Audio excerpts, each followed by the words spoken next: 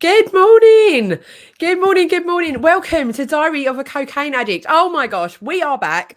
I have been absent for the last 2 weeks with a chest infection, completely voiceless, which my son loved, and me not so much. So today we are here live, delivering hope and inspiration, stories, wisdom, all of the resources and tools that you can use to help yourself with any addiction recovery issues that you might have, and just to really help you to come into the light and stay in the light with us. So those of you that are new to my world, welcome. I'm Sarah. I am the recovery witch. I am 1 year clean from cocaine addiction myself, hence the name of the show. And the aim of this show is to just really share not just my own story, but to bring on guests and people that we can aspire to, people that we can calibrate to, and people that can give us a different perspective. So far on the show, I've had clinical hypnotherapists, I've had a lady who also is recovering from addiction, people that have lived and loved with an addict. And today's the day. I have an amazing guest for you, the fabulous JoJo Ellen. Jo, please introduce yourself to the world. Oh God, every time people say that, I'm like, So I'm Jo. I'm a trauma specialist and a master healer.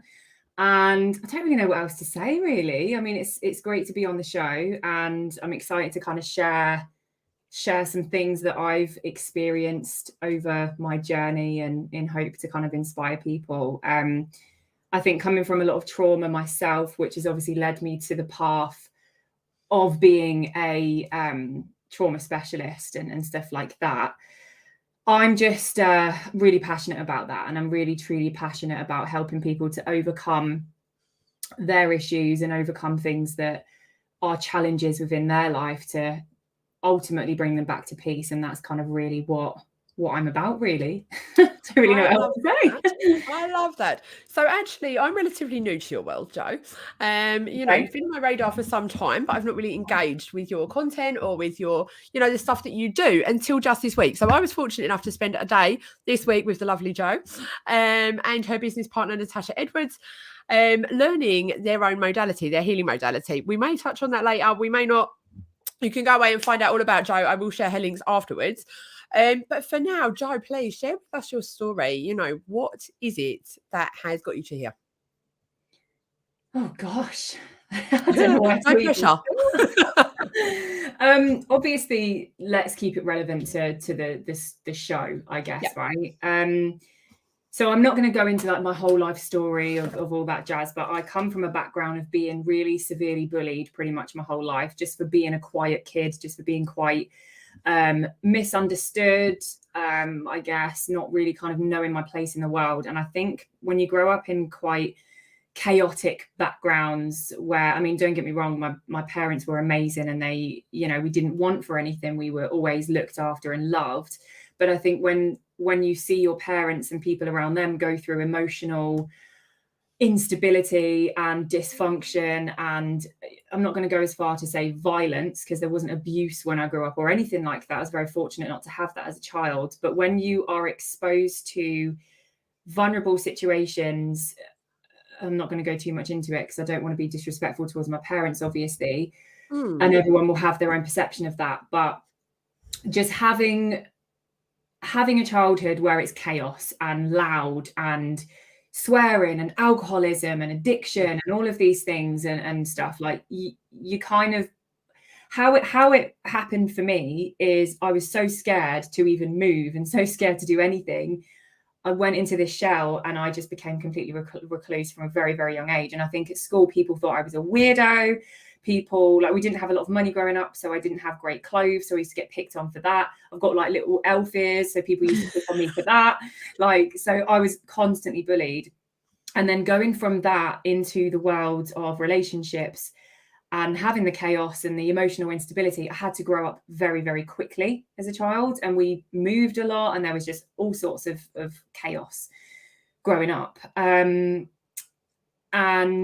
I got into relationships with people at a very young age, and I was exposed to cocaine at a very young age. Not me personally, but a guy that I was with, he was a fair kind of bit older than me, and he had addiction, and I just didn't know anything about it. I just thought, well, this is what I've been exposed to pretty much my whole life. So, you know, it's normal to do these things, right? And he was abusive, and I was actually raped at 14.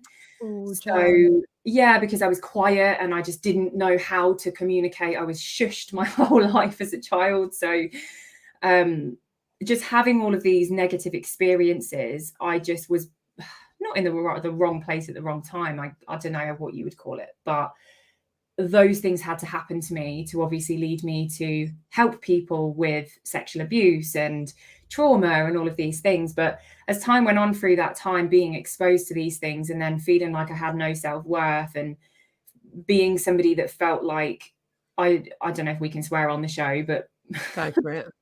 being shit on your whole life pretty much. You feel are supposed to love you. And this isn't my parents, by the way, because my parents were great. I mean, as I grew up, you know, relationships and stuff, I just went from one abusive relationship to the next, to the next, to the next. And I then didn't finish school because I was so self-conscious and I was bullied. I got no GCSEs. I think I got like 1 C and the rest was below. So I had no career prospects and I was pretty much almost suicidal at this point. And when I was 19, I had a really bad breakup and I just had enough and I wanted to escape. And that was when I started on taking drugs and raving, and just it got to be pretty much every single night of the week. I got myself a job in a bar. Everybody was doing it. So that's all I was, you know, surrounded with. Went down a path of being friends with people that that's all they wanted to do. So I was like, well, we've got nothing else to live for. So life was just one big party. And I started having health complications. I'm not going to go as far to say I was an addict, because maybe I was in some way. Maybe I was addicted more to feeling included and having the inclusiveness and the social aspect. And I think I was more addicted to the escapism than the actual drug itself. Because it was alcohol as well that I was using a lot to kind of numb my pain and stuff. And I think I was one of the lucky ones, because you can either go one way or the other with that. And I woke up one day and I was like, what the hell am I doing with my life? I was 19 years old. I was in years and years of taking stuff. I was getting ill. I was in debt, had no money. I couldn't pay my rent. And I thought, oh my God, like I need to sort my shit out, you know? So I literally took it upon myself to cut everybody out. It was really hard because I had no friends for a while. I left my job. I cut everyone out. I didn't have friends. And I just immersed myself in a whole new world, which was really hard to adjust to. And people just started falling away. I started doing personal development work, and then it's just led me to build a really successful career. That is an incredible turnaround, Jo. Like, I know when you and I were talking before, like that you said, you know, how you've gone from this life of self-destruction into now being like a 6-figure CEO. Now, this is not something that's kind of the norm, right? Like that takes a serious amount of dedication, of commitment, of, you know, just really staying focused. So how have you done that? Like what has kept you on the path of enlightenment? How have you managed to become so successful in the wake of the carnage that was your life? I'll be honest, it's been hard. It has been hard. And there were so many times where, you know, self-sabotage kicks in. And when you're so used to being a certain way, your body gets addicted to how you feel. So you subconsciously seek that out, right? And along my path, I'd be like, oh, it'd be all right. We'll just have a cheeky one, or like, oh, you know, just one, and all that, you know how it is. And then that turns into like a session, two-day bender. Like, you know, we've all been there, those of you who have been through this and listening. And then you feel guilt, and then you feel shame, and you're like, you feel disgusted with yourself, and you're like, oh my God, I know that I shouldn't have been through that and had that experience, but like, what was I thinking? And I had a few of those moments, but it was understanding myself that did it for me. And it was going on the journey of actually understanding how I feel emotionally, first of all, actually allowing myself to feel. Because a lot of the time when it comes to trauma and emotions and stuff, people will look for outlets because they don't want to face themselves, or they don't even understand how to face themselves. Because let's be honest, we're not taught in school how to deal with our emotions. We're told to take a load of pills and go and speak to somebody about the same problem 20 million times over and over. We're not taught to actually learn who we are as people, as a soul. Like, we're not taught that. And that's something that I learned how to do just through YouTube and positive motivational speakers and Tony Robbins and all of those amazing people that are doing so many incredible things in the world. Yeah. And I then learned NLP. And this is when I was really coming out of my episodes. And then I stopped completely. I stopped, and I haven't taken a single drug for like, oh my God, 5 years now. Wow. Like, yeah, like you couldn't pay me to take it. I don't even think about it now. I'm like, nah, I've just completely come so far from that life. And what was I saying? So I learned about NLP and I learned about the mind, and that's when things started kind of dropping into place for me. And I was thinking, okay, so if this is what the subconscious mind is and this is what it does to us, right? So that gave me a huge insight into emotions and past events in our lives. And then I learned hypnotherapy. So I then went on a journey of that. And then I started doing all of these healings with people. And I started realizing that our past really massively impacts our future, as lots of you will know that.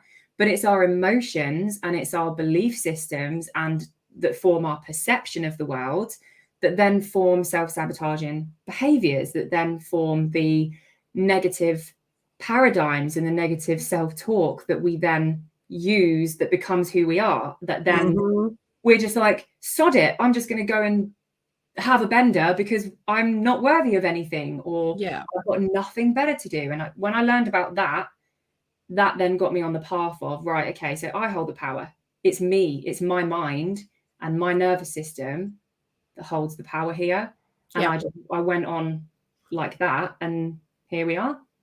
So tell us, how have you got in the driving seat of like being in command of your sort of subconscious and reining in these wayward behaviors that were so natural to you for so long? It's hard. And I'm not saying that this will help everybody in the same way, because everyone is on a completely different level of addiction, binging, using it just as an outlet, like wherever you are on the scale. Like, I don't want anybody listening to this to go, oh, okay, I'm going to try that if you're really far into your addiction journey, because I wasn't that far into it. I just used it as a binge and whatever else. But so I think I have had it easier. However, you are still in the driver's seat and you can take control. And how it was for me was, it was one, learning about the unconscious mind, first of all, and learning about how it works. And, it can be quite complex how far you go into it, but just learning like how we protect ourselves, like the unconscious mind does things to protect ourselves. So we keep ourselves safe.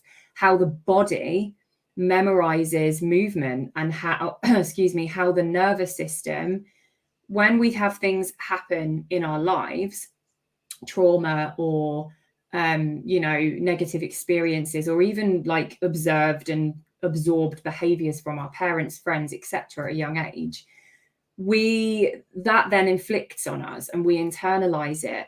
And what happens is it goes to the brain, and then the brain goes, oh, okay, let's just scramble all of this around. Let's internalize it through this filter, sends chemicals to the body, which is our emotions. And the more that happens to us, the body then gets used to this chemical reaction, and that becomes who we are. So the body then looks for those chemicals, because again, it's addiction. We become addicted to how we feel. Yeah.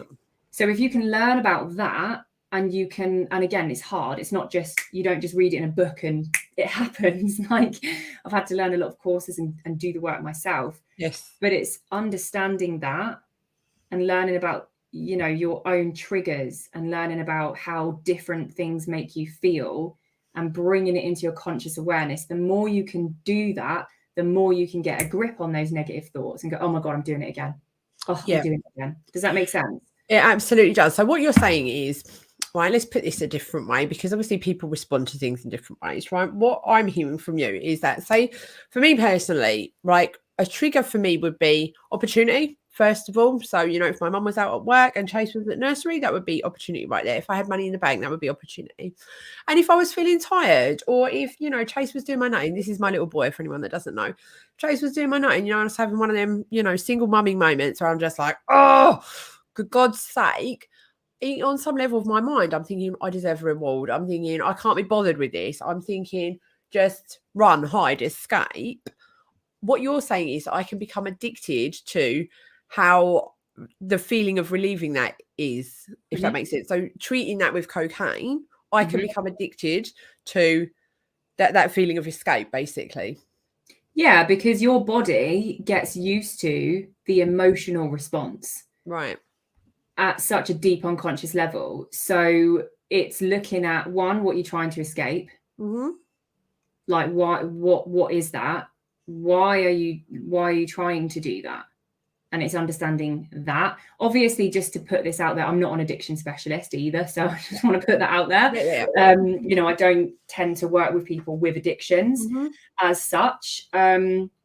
But what I do deal with is the emotional aspect of things and the nervous system and what drives our behaviors, which is our belief systems and stuff like that. Yeah. So, you know, you're used to that kind of response. That's what I'm saying. Yeah. So I don't even have to think about it. My body's just like, yeah, go and get on it. You know what to do. Yeah. That's your body knowing what that feels like and having the addiction to that chemical reaction. Yeah. I hear. That is so interesting. So this is another thing that struck me, why I wanted to invite you onto the show, Jo, and I know I said this to you yesterday, but obviously the listeners were not privy to that conversation, is that, you know, the way that I have heard Jo talk about trauma and how it relates to, you know, our behaviours and really drives our actions. She speaks with a level of intelligence that I have not come across previously, and in a way that's highly relatable. And it's from a perspective of having been there, from having done the work and having come out the other side of it, which is why I wanted to bring her here in front of you guys to share this amazing human with you, because she absolutely is somebody that I aspire to, somebody that I want to calibrate to. And I think, you know, if more people can understand the importance of self-development work and why they would want to go on a healing journey, and what does that even mean? Let's start from there, JoJo. What does it mean to go on a healing journey? I think, thank you, by the way, that was really nice. I think it could potentially be different for everyone because everyone's experience is individual to them, right? But for me, I think I got pushed so far in my habits and in things I was doing that I just couldn't cope with feeling like that anymore. And I think that's how it happens for a lot of people. I think you either keep going or you then, because I'm a very spiritual person. I know that you know that, but people listening, like, I'm a really, really spiritual person and I deal with soul every day and I do the healings with people and all that. And I truly believe that the universe will almost force things upon you, or you'll attract it, or whatever, however you want to look at it, into your next step, into kind of either forcing you to up level or the other way. And I believe I was forced to up level, but in order for me to up level, I had to learn what the problem was. And my problem was partying, raving, my health. It was kind of everything. It was my mental health, it was my physical health, it was my emotional state. It was everything as a whole, and my body just couldn't take it anymore. And I was depressed and I was suicidal, and I was like, oh my God, I used to wake up with really deep impending doom in the pit of my stomach, like, I don't want to be here anymore. Yeah, so many people have that, right? And for me, it was realizing there's a problem here. That was the first thing for me. And then it was like, well, I know there's a problem, but how, like, what do I do? Like, how do I get over this? And again, not everybody is going to have this in their minds or whatever. But for me, it was like, well, first of all, I don't want to do that anymore. So what's making me do that? It's the people I'm hanging around with, and it's my environment. And if your environment doesn't change, you can change it. And this is just my opinion. You can change a little bit, but if you're always around the same thing, again, your body becomes accustomed to it, but you're always going to be tempted. You're always going to be recalibrating back to that level, right? So that's why I changed it, first of all. And then I just started wanting to be a better person. And by being a better person, I just became more conscious. Again, watching YouTube videos, and I found network marketing throughout this point as well, which was like the biggest stepping stone to my coaching journey.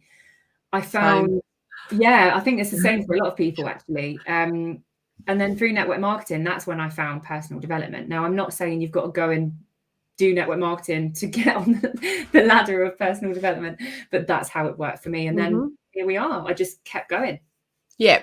So what is personal development? I mean, you and I bandy these words around like as if everybody knows what it is, because it's just so normal to us, but actually not everybody is in our world. So what does personal development mean? Why is it important? Why would somebody want to engage? So personal development is bettering yourself. It's understanding your mind. It's finding that, the way that I like to describe it for how it was for me when I was like 20 years old. I mean, I'm like nearly 31 now, so it's been a journey. But it's finding that little flame inside of you to want better. It's finding that flame within you to go, right, I deserve more. I can get more. So it's kind of being around people that kind of have or are like how you want to be. That's how it was for me. Yes. So yes. when I heard about all of this, all I literally did was typed into YouTube personal development, and I got Tony Robbins was the first one, and I thought, oh, I'll just watch this. And he was talking about all the same things I talk about, but probably on more of a human level, because I talk about it like a really intellectual like level. Not saying he's not intellectual. He's a very, very smart man. He's amazing. But you know what I mean. And he started talking about stuff just in a really motivational way, like, come on, you've got the light inside you, you know you're meant for more, and just really positive affirmations. And that did something within me. And it was like I found that fire of like, come on, Jo, you can do this. And that's what I mean, kind of finding the good parts of yourself and trying to move with that rather than focusing on all the negative parts of yourself, and just going after what you want in that kind of way. I don't know if I've answered that question. I'm so sorry. No, you have. You really, really have. So what I want to ask you now is, to a person that is feeling, I don't know, maybe a bit despondent, or they kind of hit a wall, or, you know, they're stuck in a cycle where they want to stop and they maybe stop for a while, but then they can't stay stopped. How do they find that fire? Is it possible to ignite that fire yourself, this fire that you speak about? What's your thought? For some people, I would say so, but some people need the extra help. Some people need an outlet, or they need, like, not in a negative way, I mean in a positive way. Sometimes people need to hear the right thing. And I think for me, I've had to how I work is, okay, I am self-motivated now, never used to be though. And I think when you are in that pit, that deep hole, it is very hard to pull yourself out. I think you've got to have a lot going on within you to go, right, come on, let's do it. Like, you know, because otherwise we probably wouldn't be down the hole in the first place, right? I think that's the same for a lot of people. So I think it's like, you've got to have the want to do it. First of all, like, you've got to have that want. If you don't want to change, you're not going to change. It's the same as when you're working on trauma, like with clients. So many people will go, oh, I tried that and it didn't work for me. Well, it didn't work for you because you didn't let it go. Like, it's not the therapist's like job to get rid of your shit. They're there to guide you. You're the person that lets it go. So it's exactly the same as what you're talking about. It's like, you have to want to change. That's the first thing. Then it's being aware of what we've obviously spoken about. We've got a comment here. Shall I read it out? Yeah, go for it. So everyone in the world is trying to fix themselves, whether it is shopping, money, or some other outside stuff. Some people just don't know it. 100%. And this is what I mean. It's about bringing awareness to it. And I love how you said about shopping, because that was another one that I had. Because it's not looking inside yourself. I think I've just lost track of the question though. What was the I question? forgot what we were saying as well. Don't worry about it. Let's not worry. Let's trust that we've said whatever it was that needed to be said on that particular topic. But I do want to talk to you about trauma, Jo, because trauma is something that really fascinates me. And historically, when I would hear the word trauma, I would be thinking of, these really big things like, I don't know, like child abuse and, things like this. But what I've come to realize is actually it can just be much smaller stuff. It could be something that I maybe overheard when I was 7 years old that's gone into my subconscious brain and that now plays out. Little Sarah is still running the show without my knowledge. So, and I know that you are a trauma expert. You absolutely are. And I would really love for you to share some insights on how trauma can tie in with addiction. I would love for you to share some insights on how you can heal trauma, should you so desire, and how you recognize it actually is important. Yeah. So, oh God, where do I start? So I know. Sorry about that. We'll try and say this on a human level. With trauma, and this is just my perception, and there'll be other trauma specialists and counselors and therapists and all that out there that will say this, like different things, and it's all about perception. But as I've worked with people over like hundreds of people over the years and helping them to release their wounds and stuff, and having my own stuff as well, and doing the work, going back to events and releasing it and coming back and whatnot. I don't know if this is part of the question, but I'm just going to say it because that's where we're going. Go for it. Trauma, as you say, when you say the word, people associate so much with trauma and they're like, oh my God, yeah, I don't have any trauma. When I get clients, they're like, yeah, I don't really have any trauma. And I'm like, everyone has trauma. Every single person has trauma. And it doesn't need to be where you were rejected and abused as a child. It doesn't need to be a non-consensual situation when you were 5 years old from an abuser. It doesn't need to be that you were lost and you couldn't find your mum for like 24 hours. It doesn't need to be that. Trauma is a set of belief systems, and it's the perception of what was formed at that time. Of course, you've got trauma where it was a physical accident. That's a different type of trauma. You've got trauma where you have been diagnosed with something. That's a trauma. There's so many different spectrums to it, right? But what we're talking about in relation to addiction and stuff like that, and again, it's always just relating back to me, you could go down the route of having addiction from being diagnosed. I've seen that happen. People are like, oh my God, I don't know how to deal with this, so they just escape it. I've seen it happen. But for me, mine was, I had no self-worth. So things that happened to me as a child and always being shushed, and like just from my own family's emotional kind of dysfunction of not knowing how to deal with their own stuff. Oh, shh, constantly. I was like, oh, okay. So my unconscious mind was like, I can't express myself. I can't communicate. Okay, I'll just be quiet then. And it's like, well, how do I express myself then? Oh, I know. I'll just go and do that as an outlet. Do you know what I mean? Yeah. And that's how it's kind of happened for me. And then not wanting to be here as well. Like, I don't want to be here because I've been trapped so badly. And it's because you're still, your body and your mind still living in the trauma. I'm not worthy. No one likes me. No one loves me. I'm unlovable. What's the point? I'm never going to amount to anything. I'm not successful. All belief systems with an emotion attached. That's all it is. Yeah.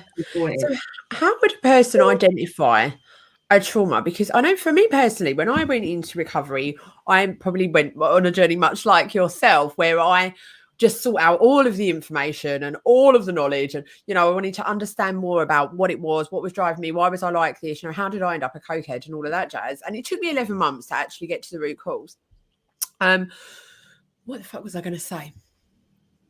Brilliant. Well done. I forgot. What did you just say? Remind me. You were saying about how do people know trauma? So in my research, I kept hearing, that a lot of addiction is rooted in childhood trauma. And I thought, well, didn't have the greatest childhood. It wasn't terrible, and quite often we don't realize actually, okay, things aren't really normal. It was just your childhood, like for me, I grew up being told, if you hear mummy screaming, dial 999, right? That's not fucking normal. But that's how it was. And I didn't realize this until much, much later on. Okay. So when I'm hearing things like, oh yeah, your addiction's probably rooted in childhood trauma, I thought, yeah, I can see how that could be the case. And I'd read lots of case studies and totally see where they were coming from. But it wasn't me. That didn't fit actually for me until one day I suddenly realized, oh hell, you've got massive abandonment issues, girlfriend. And you have spent the rest of your life consequently abandoning yourself, which is what your drug habit was about. And guess where it came from? Oh, yes, my childhood. And so I suddenly realised, even though I had the information, okay, it's most likely from a trauma, I couldn't see what that trauma was. So the question I'm asking you in a really long way is, how would a person start to maybe identify where this may have started for them? So obviously with my work, I work a lot with the unconscious mind, subconscious mind. For people that are listening, I had this question yesterday. How do you know what's the unconscious mind? It's the same as the subconscious mind in my book. It's what breathes for you while you're asleep, right? Great. And we hold memories. It organizes memories. It represses negative emotions. It represses memories with unresolved negative emotions. So that's how it works, to put it out there. So with my work, it's like I work with the unconscious memories, and yeah, I use some form of hypnosis sometimes, but obviously, as you've seen firsthand with the activation method, which is my modality, we get you to go straight to the root cause in your body, because only you know how you feel. So for me personally, what I would say to that is identify, and if you want to do this, if you want to feel into like, oh my God, I feel like I really want to do this right now, like, and I'm trying to stop myself, like, what's that trigger? Dig into that. Or if it's like an in general thing, like if you just feel crap one day and you're really emotional, and I would literally just, as hard as it is sometimes when you've had trauma, because we want to escape it, try and just stop yourself and listen to yourself and really think, right, how do I actually feel right now? Where do I feel it in my body? Close your eyes, take a nice deep breath in through your nose, out through your mouth, identify what the emotions are, and just start there. Yeah. Because we could feel a million different emotions. Most people are overwhelmed these days because there's just so much going on, and they don't know how they feel. They don't know how to allow themselves to feel. So sometimes you're going to have anger, you're going to have sadness, you're going to feel guilt, you're going to feel shame, you're going to feel fear, and then you're going to feel disappointed, and then you're going to be annoyed at yourself, and you have all of these things that's going through your awareness. It's just like, you just stop. Enough. Breathe. Just stop and identify what you're feeling right now. And then with the unconscious stuff, obviously, I would say probably work with somebody if that's the case, when you feel ready, because they'll guide you. But you can also do stuff yourself, Absolutely. Okay, I'm conscious of time, Jojo, so I really want to give you the opportunity to share with people what it is that you actually do. Like, what does it mean? How did you stumble across it? Just give us a quick rundown, how people can find you, all of that jazz. So you can literally find me on Facebook. It's my name, JoJo Ellen. You can find me there. I have got Instagram, which is JoJo Ellen _soulful minds, but I don't really use it. I've not got many followers. I just crap with Instagram, but you can follow me if you want. Not good at promoting myself. And my website is jojoellen.com. So you can literally find me there. So how I came to obviously do what I do is through my trauma, and then learning and doing all sorts of different courses. So I created my own healing modality with my business partner, Natasha. She's got an incredible story as well, like very similar things, but in a different way, where she's been through pretty much the same path as me. We've both overcome it individually, came together, found each other, and we just downloaded one day. We're like, oh my God, why don't we just do our own modality? Because the way we were working with clients was in a specific way where we're quite flowy. We just knowing what we know, we've got so much knowledge of the nervous system and the mind in trauma. So we're like, well, we know what works. We know what's safe for the client. So let's just try it. And we just went down this avenue of bringing different things in. And I thought, hold on, this is powerful. This is getting people amazing results. And she was doing the same. And we came together, and I was like, oh my God, are you doing that? She went, I'm doing that as well. And I thought, okay, this is like meant to be. So that's how it materialized. And through learning what we've learned, it's just turned into this huge global healing modality where people are releasing their trauma, and they're activating all their spirituality, and they're just coming into back to the truth of who they are. And that's pretty much it, really. And that's what I do every day with clients. Yeah, that's awesome. So for the record, it's called the activation method, what these lovely ladies have come up with, and it's awesome. So as I said, I spent Wednesday with JoJo and Natasha learning the activation method for myself, which was incredible. It's definitely highly recommended. So have a look out for the girls on Facebook if you feel that way inclined. But in the meantime, JoJo, I wanted to say thank you so much much for coming on, sharing so openly and just so generously with your time and your wisdom and, you know, your knowledge. Natasha will be joining us as well in another month here on the show, so we look forward to that. Have you got anything that you want to kind of close with, Jo? Any last words of wisdom? Any, you know, words of inspiration? Go for it. I think a big theme that's kind of been coming up recently for me, especially in the world of development and shifting beliefs and all sorts, is anybody listening to this that is going through addiction or is going through the impending doom, or if you're relating to anything that I'm saying, I don't want you to listen to this and think, oh my God, I'm a problem. Oh my God, I have to fix myself. Oh my God, I've got so much wrong with me. I just really want to get that across, because I feel like when people come into my world and they come into this work, or not even my world, other people's world that do the same thing, they immediately go, oh my God, I've got so many beliefs and I'm a problem and I've got to do this and and it overwhelms them. So I want to just get across that you're not a problem. You don't need to be fixed. You just got to get on the path of allowing yourself to feel and just go in from there and just trust in yourself and just I love that. Moving with the energy of where you're supposed to be. Thank you so much. That was one of the most overwhelming things for me, actually, when I went into recovery, was actually having feelings and learning to be okay with feeling them, and also identifying what the hell they were. Because I've spent my whole adult life running away from them. It's like any kind of feeling, good feeling, run away, bad feeling, run away, you know, and so it was just like, oh my gosh, what is this? Oh, okay, I feel frustrated. What is this? Oh, okay, right, I'm pissed off. You know, and it was just like, I'm trying to teach my son how to understand and navigate his feelings and emotions. And it's almost like I'm right back there as a 3-year-old learning it for myself, because I've never experienced it until the last year. So it can be huge, but there are people to support you with the journey. As Jo says, you know, myself, I'm a trained recovery coach. I work with women mainly to rebuild their lives basically after addiction. You know, it can be a case of, well, who even am I anyway? You know, I knew who I was when I was taking drugs, but now I don't. It's like, well, okay, how do I be? Who do I be? Who am I? What do I want? Who am I without it? Yeah. And this is where a recovery coach comes in. So if anything has resonated with you today, go ahead, reach out to me. My email is therecoverywitch2911@gmail.com, or you'll find me on Facebook, of course. JoJo, I'll share your links as well. You're amazing. Thank you so much. Those of you that have joined us today, I hope you've enjoyed the show. Very happy to hear any feedback, any you know, light bulb moments that you've had, anything that's inspired you, or any feedback at all. Okay. Much love, one and all. We will be back next Friday, or I will be back, I should say, next Friday with another episode of Diary of a Cocaine Addict. Thank you. Adios. Thank you.